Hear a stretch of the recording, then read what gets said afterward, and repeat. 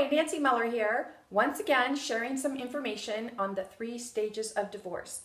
And today I'm going to talk about the self-sabotaging habits that we have that we carry with us from marriage into divorce.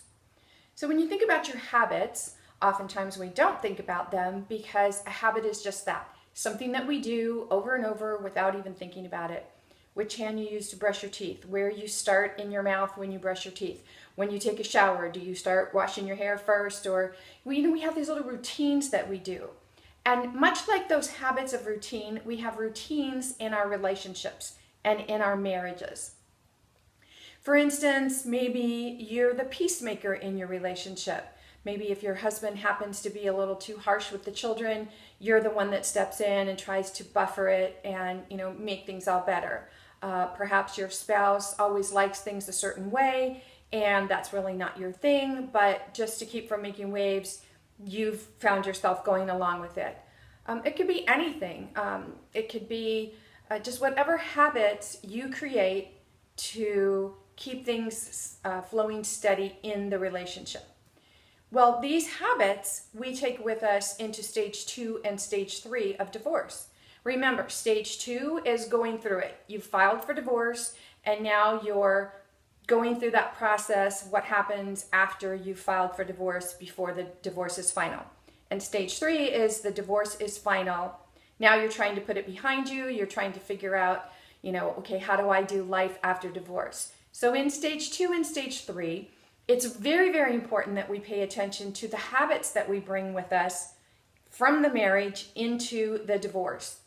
Because if you're still feeling responsible for being the peacemaker, for making things happen in a relationship that's no longer there, this can cause you to feel guilt, remorse, anger, frustration, and you're projecting that maybe on your ex or soon-to-be ex, and you don't even realize that you're doing it. Because there are so many things that you've just felt you've had to do throughout the marriage, throughout the relationship, and now that you don't have to do them, it's going to take a while for your mind, your subconscious mind to catch up with, oh, I'm not responsible for that anymore. So if you find yourself thinking or saying things like, I always have to fill in the blank. It's always up to me to, if I didn't do X, nothing would get done.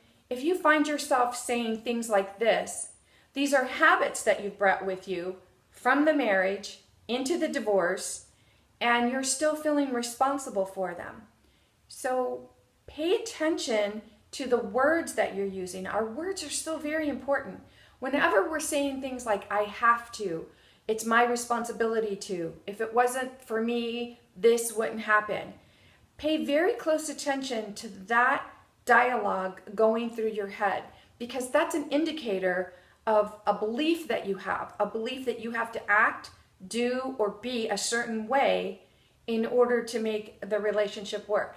And now that that relationship is dissolving, you want to find a different way to interact in the relationship.